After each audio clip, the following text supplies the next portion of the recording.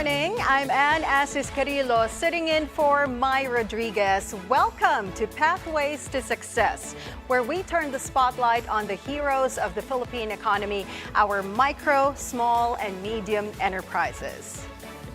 We follow their inspiring journey and give great insight on what it takes to scale up their business. Now, according to statistics, women-owned MSMEs make up 66% of all MSMEs in the Philippines. But despite their significant contributions to the economy, women entrepreneurs face many obstacles that hinder the growth of their business, such as limited access to capital, resources, and networks. And that is where organizations like the Women's Business Council Philippines, or Women Biz PH, step in.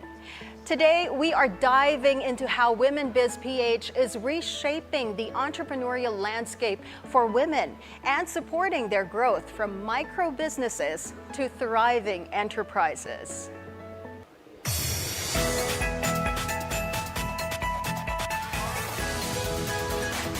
And joining us this morning is Rhoda Caliwara, the president of Women's Business Council Philippines, or Women Biz PH.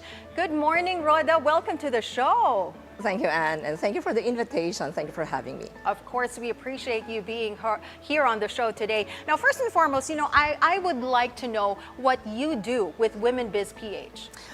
Well, actually, Anne, I am in the business of service contracting for over 30 years, and our company is a member of the Philippine Association of Legitimate Service Contractors, or PALSCON, where I was the president for 8 years. I am the immediate past president.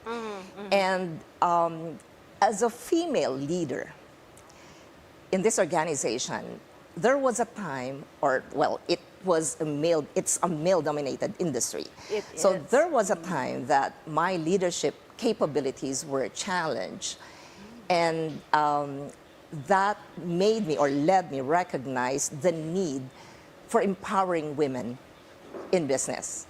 And when I joined Women's Business Council Philippines, that was the confirmation that there is really a need for me to advocate women empowerment. So you became their voice, kumbaga?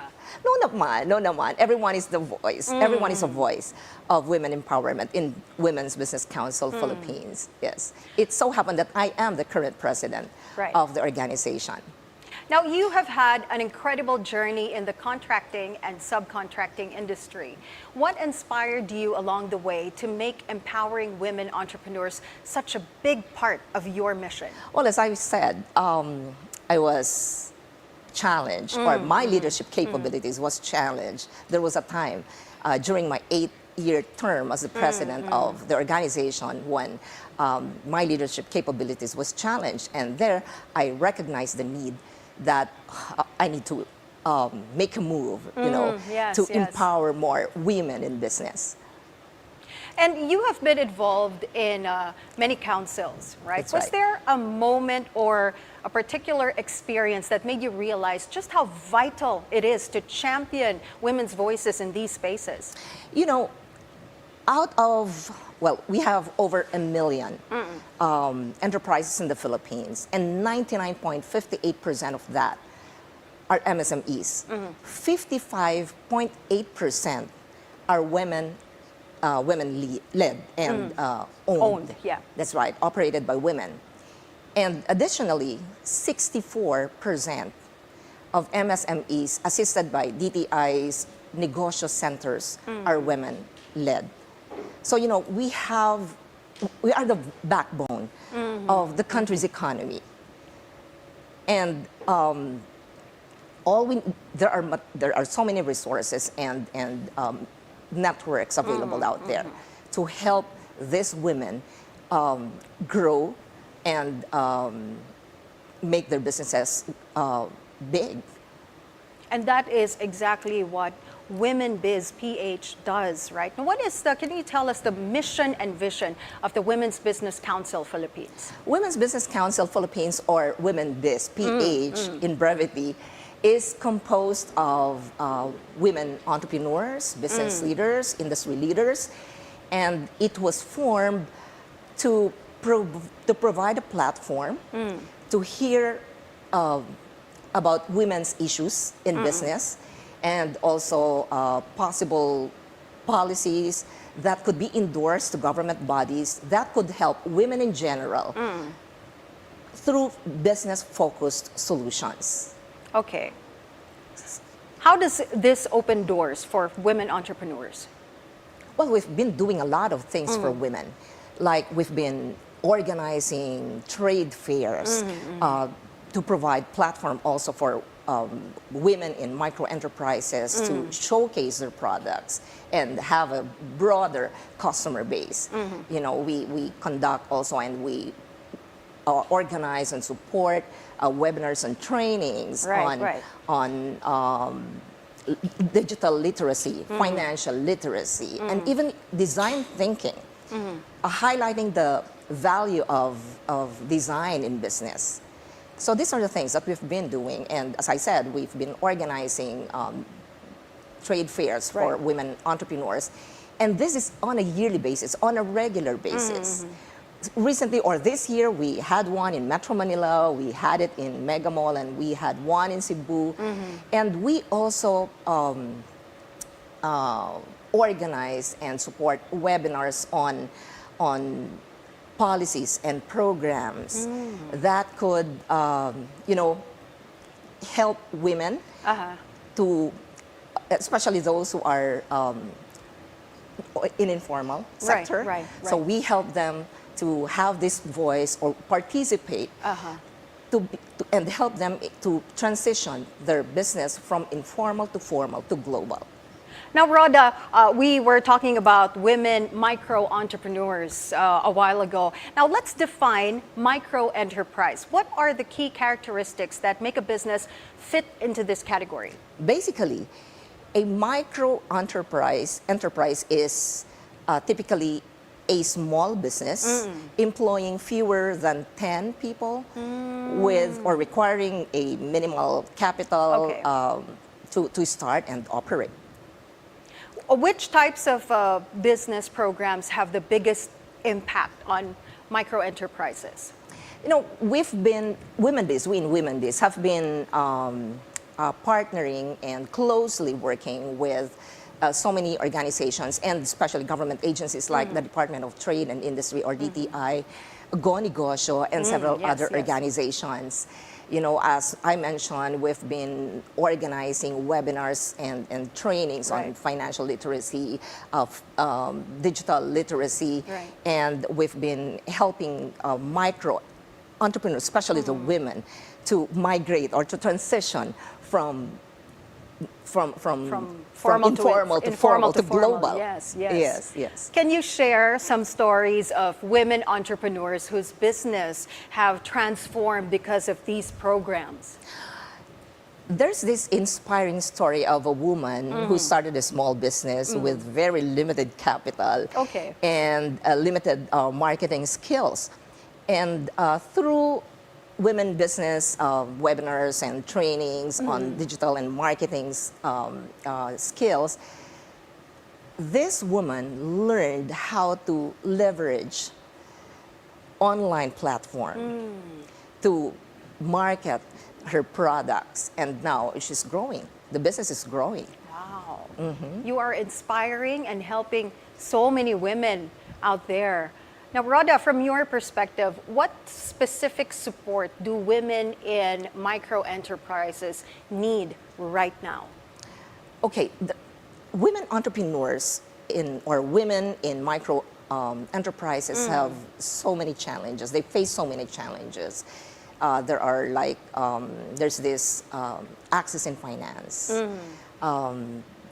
the networking opportunities, and also access in market. You're right. So we in Women Biz have been instrumental also.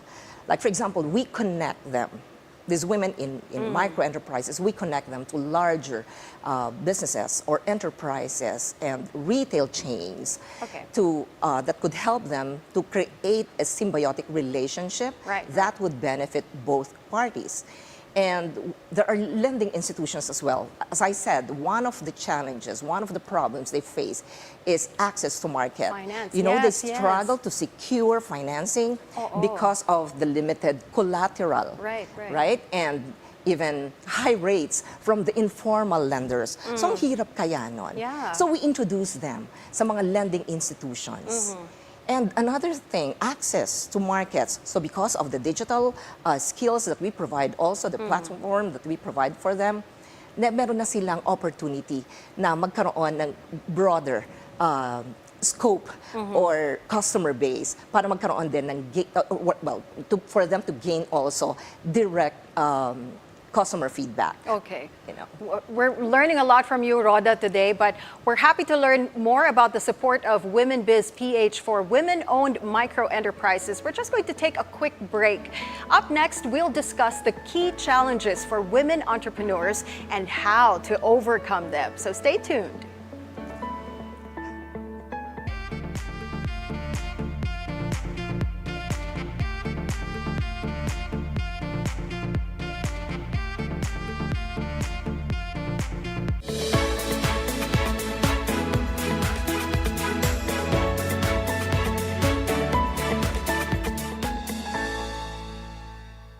Magandang gabi, ako po si Pinky Webb. At ako naman si Corina Sanchez Rojas. Simulan na natin ang agenda. Posibleng paglabag sa international humanitarian law ng dating Pangulong Duterte, sinisilip na ng DOJ. Super Typhoon Pepito nag-iwan ng matinding pinsala sa ilang mga lalawigan. U.S. Defense Secretary Lloyd Austin muling bumisita sa Pilipinas. Sa bawat issue, may anggulo at ang balita may agenda. Good morning, I'm Mikey Oreta and you're watching Basis Points, where we dive deep into the numbers and the stories that drive our economy and shape our world. Stay ahead of the curve with the latest on financial dynamics. The Philippines trade deficit hits its highest level in over 2 years. The Philippine stock market continues to plummet. The Philippine Economic Zone Authority is on track. Join us as we delve into the evolving economic landscape. Mikey Oreta, Basis Points, 9:30 a.m. Only on BNC, the Bilyonaryo News Channel. This is Weather HQ. Good morning. Welcome to Weather HQ. I'm Paolo De Rosario. Today's headline. Get to know the latest weather update and forecast with information to help us understand important aspects regarding our climate. Will help to prevent flash flooding. To provide access to clean water and the system-level services to everybody who needs it. Kung alala po natin, ang northeasterly wind flow po ay malamig na hangin po. Whatever the weather, here on BNC. Weather HQ, 9 a.m. The Bilyonaryo News Channel.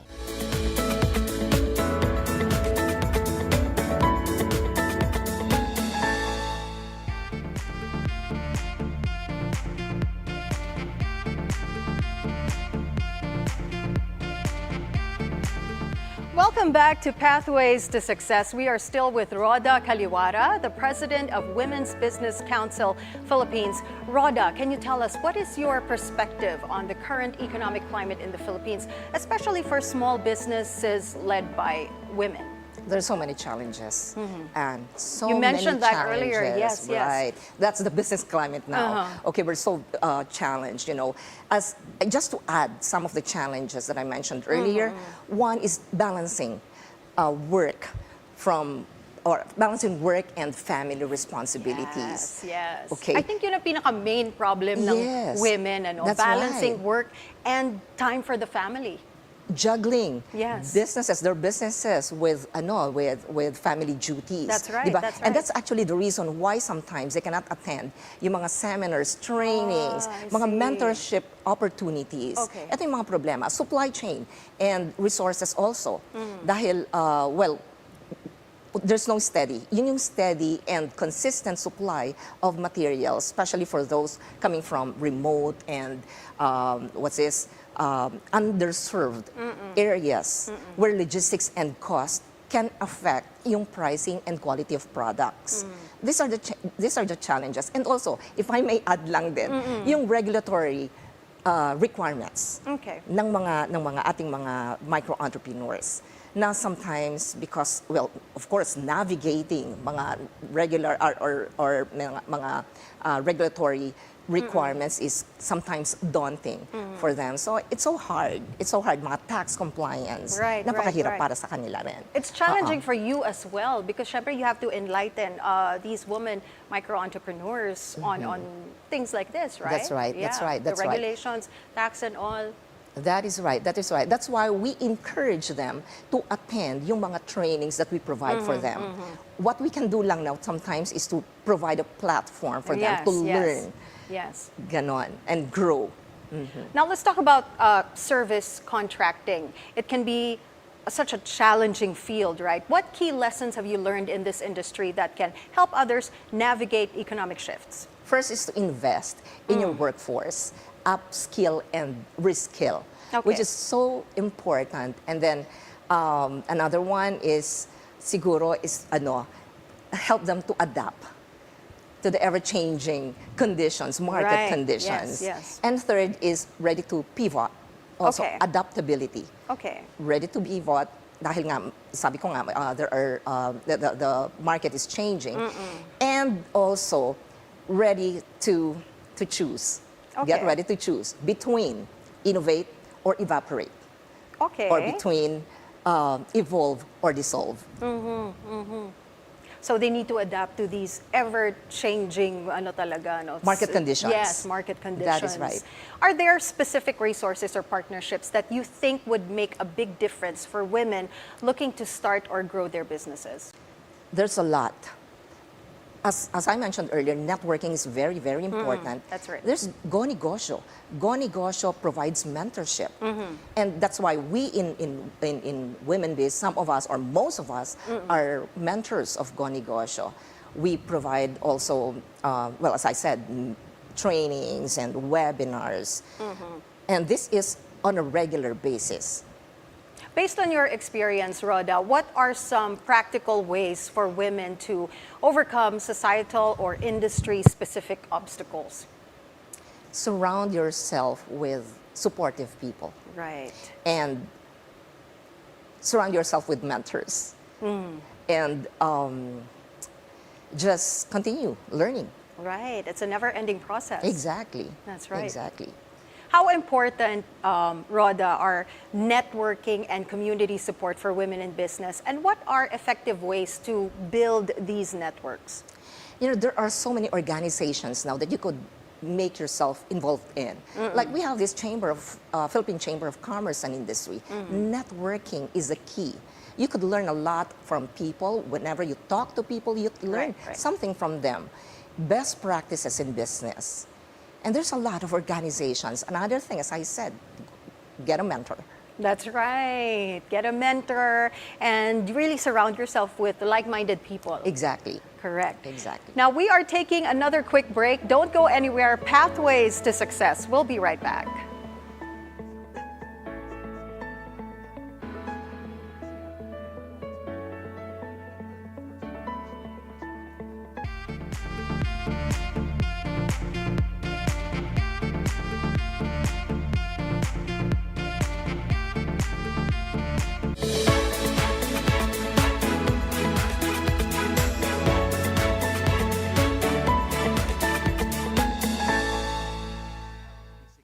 Good morning, everyone! A platter of positivity, a cup of the hottest information, and a slice of what to expect for the whole day. With excitement, positivity, and fun. Join Paulo Del Rosario, Anne Asis-Carilo, and Monique Tuzon. It's a beautiful day! 7 a.m. on BNC, the Bilyonaryo News Channel. Cheating, in fact, it's very painful. It can have a lot of emotional and psychological implications or impact on both parties involved. In fact, for those who were cheated on, they may go through a roller coaster of emotions. It can be very painful. It can be very traumatic for the person involved, and they may go through the stages of grief. Grief meaning the grief of losing someone, the perception of losing this opportunity to be with this person, to form a family with this person, to have a future with this person. So the 5 stages of grief may sink in or may set in, starting with the shock, anger, what ifs, blaming, self-doubt, and depression. It's not clinical depression, but it's a feeling of sadness, loneliness, and as we go through this process, acceptance later on.